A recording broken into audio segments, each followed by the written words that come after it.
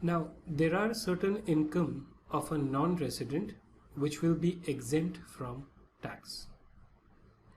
हो सकता है कि कोई इनकम इंडिया में डीम टू अक्रू और अराइज कर दी गई हो सकता है इस इनकम के ऊपर ट्रीटी में भी कोई एग्जेम्पशन नहीं हो, लेकिन अगर ये इनकम सेक्शन 10 में कवर्ड है तो then it will be exempt from tax in the hands of the non resident.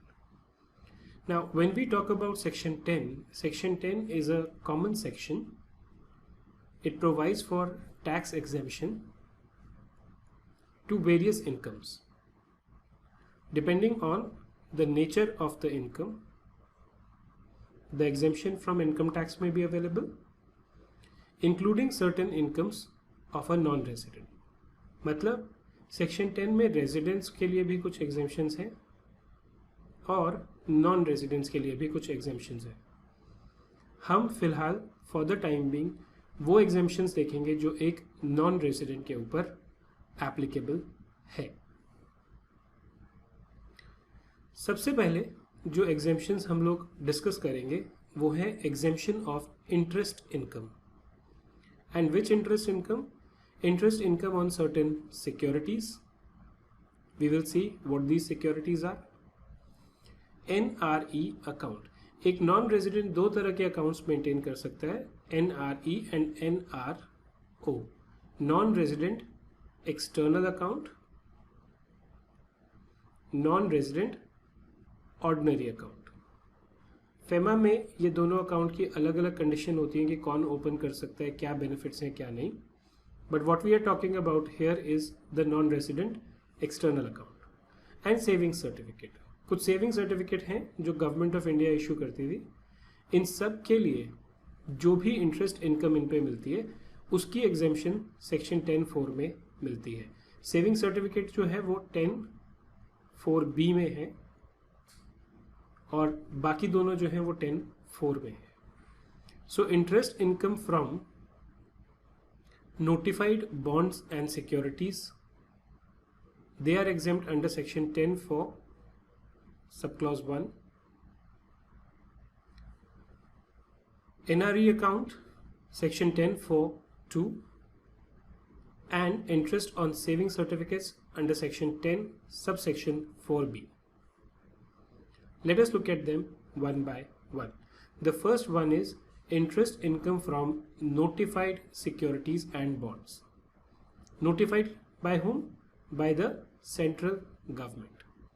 In case of a non resident, अगर इन नोटिफाइड सिक्योरिटीज और बॉन्ड्स में पैसा किसी रेजिडेंट का लगा हुआ है उसको एग्जेम्पशन नहीं है इस पर्टिकुलर सेक्शन में. इन case of non resident, any income by way of interest on specified securities and bonds notified by the central government will be exempt from tax. अगर कोई स्पेसिफाइड सिक्योरिटीज हैं या बॉन्ड्स हैं जो सेंट्रल गवर्नमेंट ने notify किए हैं, उनका इंटरेस्ट एक नॉन रेजिडेंट के हाथ में एग्जेम्प्ट होगा टैक्स से.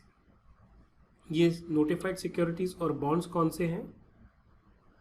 The government has, let's look at first point number C. The government has specified 4/1/4% national defence loan 1968 and 4/3/4% national defence loan 1972 for the purpose of section 10(4)(1) by notification number SO 3331 dated 19/10/1965.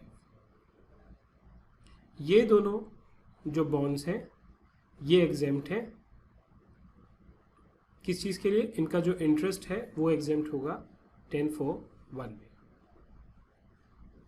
This exemption is not available in respect of issue of bonds or securities on or after 1/6/2002. अगर ये कोई bond issue हुआ है इस date के बाद उसमें ये एग्जेम्पशन नहीं मिलेगी. Income by way of premium on redemption of such bonds is also exempt from tax. What is premium on redemption? मान लीजिए एक बॉन्ड 100 रुपीज का था, इस पे 5% इंटरेस्ट दे रहे थे. रिडेम्पशन के टाइम पे इस 5% के अलावा कंडीशन ये थी कि आपको 110 रुपीज़ हम देंगे. तो जो ये एक्स्ट्रा 10 रुपये मिलते हैं हमें versus the face value, this is called as premium on redemption. इस प्रीमियम ऑन रिडेम्पशन के इनकम जो थी वो भी एग्जेम्प्ट थी, प्रोवाइडेड ये बाकी कंडीशंस सेटिस्फाई हो जाए तो। Interest income earned in an NRE account. In case of an individual, अगर रेसिपिएंट एक इंडिविजुअल है, इससे पहले वाले क्वेश्चन में क्या था, in case of a non resident, here it is an individual. Any income by way of interest on money standing to his credit in non resident external account, NRE account. अगर उसका कोई NRE account है, उसमें credit में कोई पैसा पड़ा हुआ है, मतलब उसको वो पैसा लेना है बैंक से, उसके ऊपर अगर कोई इंटरेस्ट उसे मिलता है तो वो इंटरेस्ट इनकम एग्जेम्प्ट होगी, provided NRE account in any bank in India. मतलब ये जो NRE अकाउंट है ये एक इंडिया में कोई बैंक होना चाहिए, उसमें हो, shall be exempt if. Exemption कब होगी? If the credit is made in accordance with the Foreign Exchange Management Act 1999 and the rules made thereafter. अगर जो इंटरेस्ट क्रेडिट हुआ है वो FEMA 1999 के अकॉर्डेंस में है और उसके जो रूल्स हैं उससे कंप्लाई करता है, then such an interest will be exempt from tax in the hands of the individual. Such exemption is available only when any of the following conditions is satisfied. अगर इन दोनों में से कोई भी कंडीशन सेटिस्फाई होती है तभी ये मिलेगा। Such person is a person resident outside India as defined in FEMA 1999। जो ये इंडिविजुअल है, he should be a non resident as पर FEMA।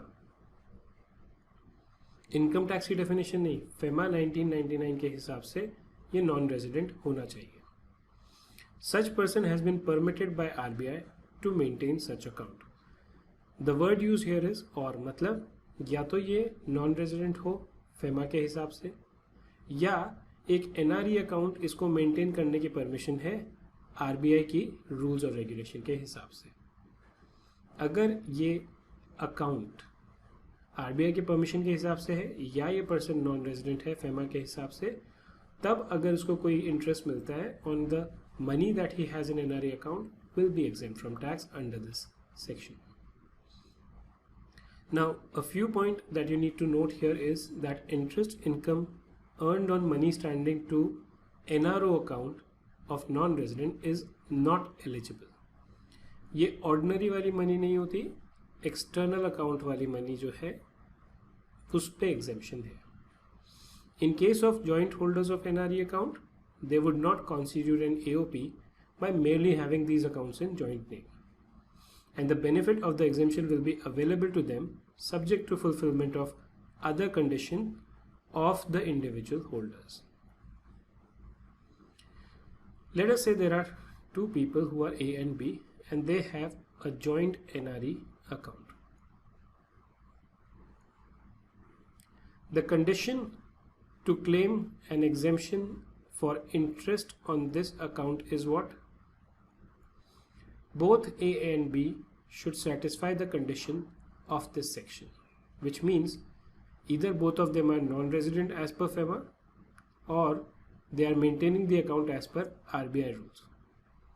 Second, between the two of them, they will be individually liable to tax on the interest. इनको हम association of person नहीं treat करें।